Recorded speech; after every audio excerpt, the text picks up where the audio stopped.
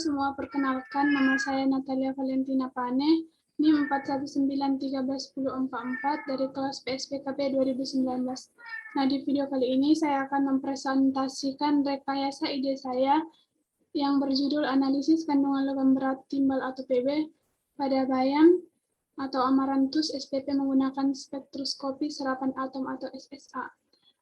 Video kali ini untuk memenuhi tugas mata kuliah kimia instrumentasi dengan dosen pengampu Ibu Dersi Adelila Sari, MSI.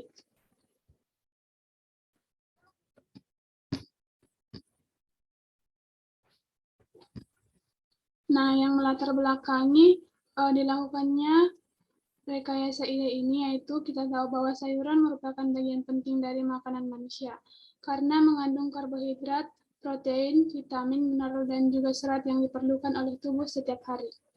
Tanaman bayam atau Amaranthus spp merupakan tanaman yang biasa ditanam untuk dikonsumsi daunnya sebagai sayuran hijau. Tanaman bayam digemari oleh semua lapisan masyarakat karena rasanya yang enak, lunak, dan dapat memperlancar sistem pencernaan.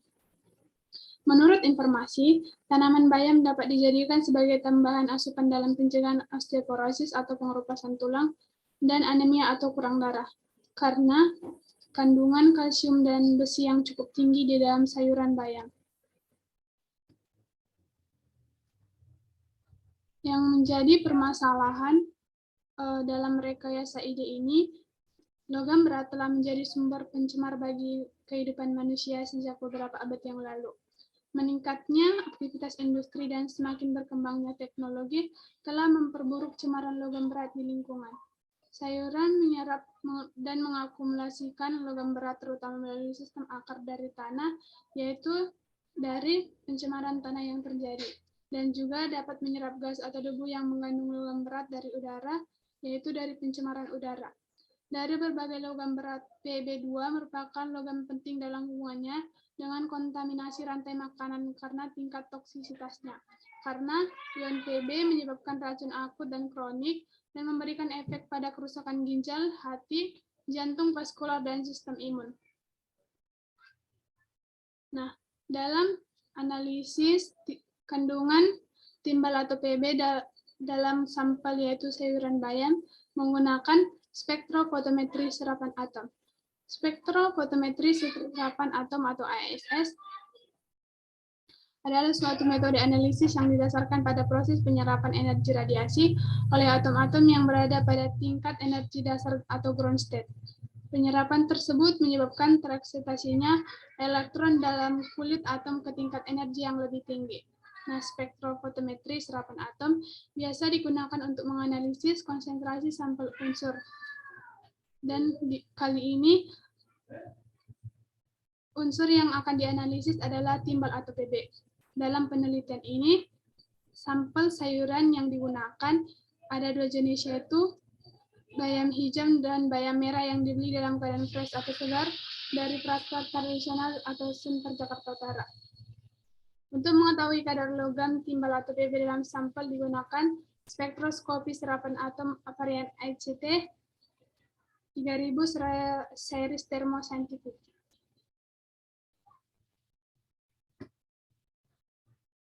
Nah, untuk prosedur kerja dalam menganalisis timbal atau PB ada 3, yaitu preparasi sampel, pembuatan larutan standar timbal atau PB, dan penetapan kadar timbal dalam bayam. Nah, yang pertama itu preparasi sampel. Sayuran bayam dicuci bersih dan dipisahkan daunnya, batang, dan akar. Sampel kemudian di-oven pada suhu 80 derajat Celcius selama 48 jam. Setelah kering, sampel dihaluskan dengan mortar sampai menjadi serbuk. Setelah itu dimasukkan dalam furnace pada suhu 450 derajat Celcius selama 12 jam sampai menjadi abu dan dilakukan destruksi menggunakan spektroskopi serapan atom secara kimia untuk mengetahui logam timbal atau PB dalam sampel. Nah, yang kedua itu pembuatan larutan standar atau timbal, di mana PB2NO3 2 kali 10 mg dibuat dengan cara memindahkan 1 ml larutan baku 1000 mg per liter dalam labu ukur 100 ml. Diencerkan sampai tanda batas. Larutan standar PB dibuat dengan konsentrasi 0,7 mg per liter 1 mg per liter, 3 mg per liter, 5 mg per liter, dan 3 mg per liter. Larutan standar Pb dianalisis dengan spektroskopi serapan atom sehingga diperoleh data absorbansi masing-masing. Selanjutnya, penetapan kadar timbal dalam bayam. Nah, sampel bayam yang telah dipreparasi ditimbang, lalu dimasukkan dalam beker gelas, kemudian ditambahkan HNO3 65%. Lalu dipanaskan sampai volume berkurang setengahnya dengan hot plate pada suhu 100 derajat Celcius. Adapun tujuannya untuk menguapkan sebanyak mungkin zat organik yang ada. Lalu, larutan didinginkan pada suhu kamar dan disaring dengan kertas saring Whatman nomor 42. Kemudian dimasukkan dalam labu takar dan diencerkan dengan HNO3 0,5 molar. Selanjutnya dianalisis dengan spektroskopi serapan atom.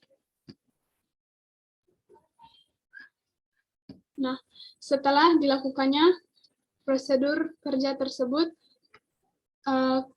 akan dihasilkan kurva di mana dari data kurva larutan standar logam timbal Pb diperoleh persamaan linear yaitu Y sama dengan 0,0415X tambah 0,017. Dengan nilai koefisien korelasi R pangkat 2 didapatkan sebesar 0,9933, di mana nilai ini mendekati 1 yang menunjukkan respon yang diberikan terhadap konsentrasi analit telah memenuhi syarat. Nah, dari persamaan linear tersebut, kita dapat mencari konsentrasi dari sampel yang kita uji, yaitu sampel bayam. Nah, berdasarkan hasil penelitian diperoleh kandungan logam timbal Pb pada bayam hijau sebesar 9,75 ppm dan pada bayam merah sebesar 4,15 ppm. Nah, dari data uji kandungan logam timbal atau Pb menunjukkan bahwa kadar rata-rata logam timbal atau Pb pada daun bayam mempunyai pengaruh signifikan pada tiap jenisnya, di mana berdasarkan tabel dapat kita lihat bahwa konsentrasi bayam hijau lebih tinggi daripada konsentrasi bayam merah.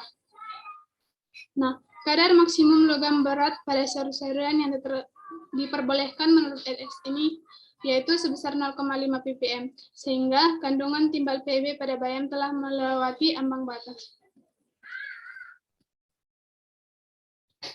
Nah, dari penelitian yang telah dilakukan, yaitu kita dapat mengambil kesimpulan bahwa yang pertama itu, hasil analisis menunjukkan bahwa daun bayam merah mengandung logam Pb sebesar 4,15 ppm, dan daun bayam hijau sebesar 9,75 ppm, di mana kandungan logam Pb pada daun hijau lebih besar dibanding bayam merah.